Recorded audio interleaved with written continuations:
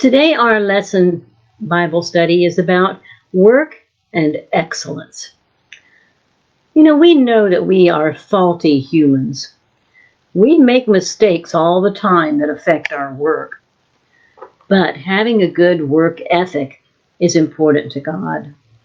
God's interest in work excellence was seen in his attention to detail when he gave Moses the plans to build the tabernacle in the wilderness.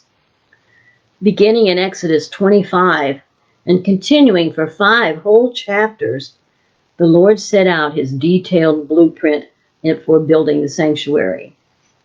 Not only were the finest materials to go into its construction, but God designated those workers by name who would receive the skills necessary for its completion.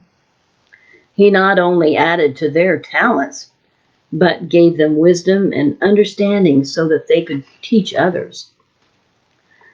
You'd think the people would get fed up with God for being so exact and demanding about this project, and that they just quit giving.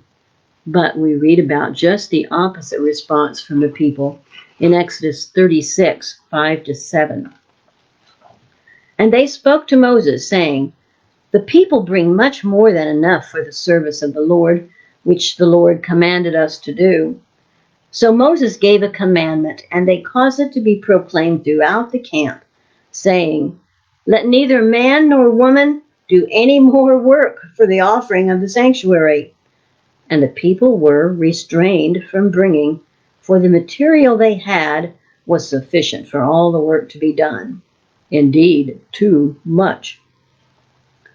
So, as you can see, God must have been a pretty good boss to work for after all. The people were more than anxious to work with God as their boss. Tomorrow, we'll see how we can be a worker for God too. So I'll see you tomorrow.